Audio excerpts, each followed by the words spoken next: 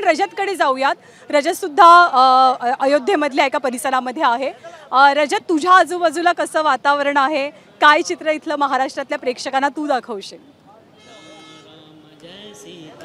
ज्ञानदा, सध्या मी भक्तिपथावर आहे. आंतरराष्ट्रीय राम संग्रहालय जो आहे त्याच्या समोरचा हा रस्ता आहे आणि इथे मोठ्या प्रमाणावर सौंदर्यीकरण करण्यात आलेलं आहे आणि त्यामुळे संध्याकाळच्या सुमारास जे बाहेरून लोक अयोध्येमध्ये पोहोचलेले आहे ते या भक्तिपथावर या संपूर्ण अयोध्याचा कशा पद्धतीने कायापालट करण्यात आलेला ते पाहण्यासाठी येत आहे.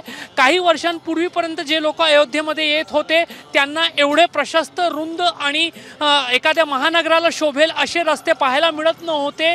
अगदी छोट्या गल्ली बोळातली अयोध्या त्यांनी पाहिलेली होती. मात्र आता अयोध्येचा रूप जो आहे तो आमूलाग्ररित्या पालटलेला आहे. किंबहुना त्यासाठी प्रशासनाकडून प्रयत्न केले जात आहे आणि सध्या या भक्तिपथाच्या नावासारखंच वातावरण आहे. ठिकठिकाणी लाऊडस्पीकर अयोध्या नगर निगमकडून लावण्यात आलेले आहे आणि त्याच्यावरून सातत्याने रामधून आणि रामभजन जे आहे ते वाजवले जात आहे. त्यामुळे संपूर्ण अयोध्यामध्ये कुठेही आपण जर गेलो तर अशाच पद्धतीने राम नामाचा गजर लोकांच्या मुखातून आपल्याला ऐकायला मिळते. किंबहुना भजन जे आहेत ते म्युझिक सिस्टीमवर आपल्याला ऐकायला मिळतात.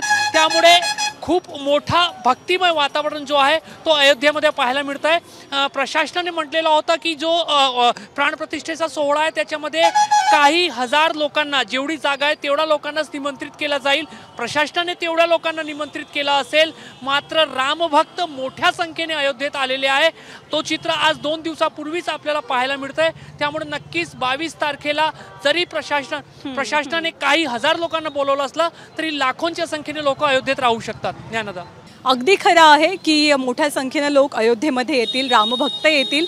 उद्या खरं तर SPG या सगळ्याचा कंट्रोल घेणार आहे. त्यामुळे पोलिसांशी जेव्हा संवाद झाला तेव्हा त्यांनी सांगितलं की आज दिसते गर्दी, कारण लोक येतात, हनुमानगढीला दर्शन घेत आहेत, रामाला वंदन करतायत. जिथलं गेट त्यांना दिसेल तिथून ते रामाच्या चरणी माथा टेकवण्याचा प्रयत्न करतात. पण उद्या अर्थातच या सर्वसामान्य भाविकांसाठी अयोध्येची दारं कदाचित बंद होऊ शकतात. सिक्युरिटी खूपच टाईट आहे कारण VIP इथे येत आहेत.